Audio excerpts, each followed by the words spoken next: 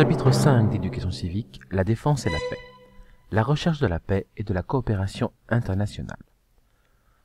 En 1945, 51 pays décident la création d'une organisation internationale chargée de garantir la paix et le progrès social dans le monde, l'ONU, l'Organisation des Nations Unies. Dans un monde particulièrement instable, les missions de cette organisation sont nombreuses et complexes. L'ONU a été donc fondée en 1945 par 51 États et compte aujourd'hui 193 membres, dont les représentants siègent à l'Assemblée générale à New York, principal organe délibératif, avec chacun une voix délibérative. Son secrétaire général, élu depuis 2007, est un Coréen nommé Ban Ki-moon. Ses objectifs principaux sont le maintien de la paix dans le monde, avant tout par la négociation et le développement économique et social. La mission de maintien de la paix et de la sécurité internationale est principalement dévolue au Conseil de sécurité, composé de 15 membres, dont 5 sont permanents avec droit de veto, États-Unis, Royaume-Uni, Russie, Chine et Inde, lesquels peuvent envoyer des soldats ou décréter un embargo. Aujourd'hui, l'ONU et ses casques bleus sont présents dans 15 régions du monde au titre des opérations de maintien de la paix.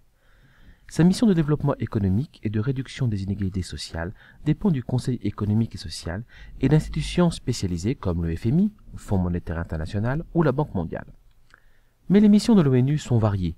Assistance humanitaire, aide aux réfugiés avec le Haut Commissariat aux réfugiés, la défense et l'action internationale de la France.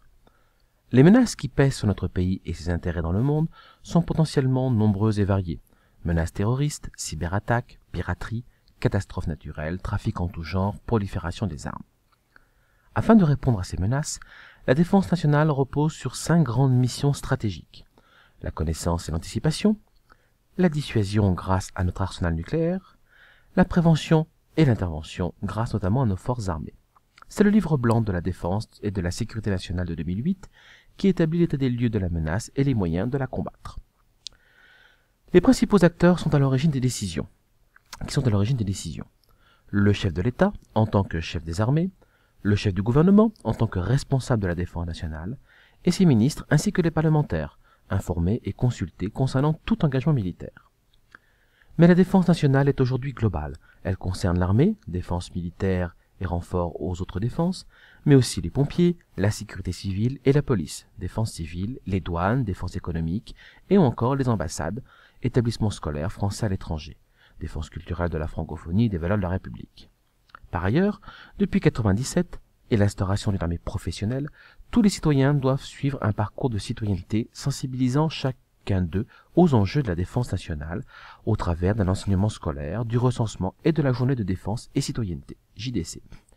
Cette journée concerne aussi bien les filles et les garçons entre 16 et 18 ans. Au nom de la défense et de son territoire, de sa population et de ses ressortissants à l'étranger, la France intervient sur de multiples terrains d'action dans le monde, dans des missions de maintien de la paix, Côte d'Ivoire depuis 2004 avec l'ONU, dans des interventions armées, Mali 2013 en accord avec l'ONU, ou encore dans des opérations humanitaires comme à Haïti en 2011.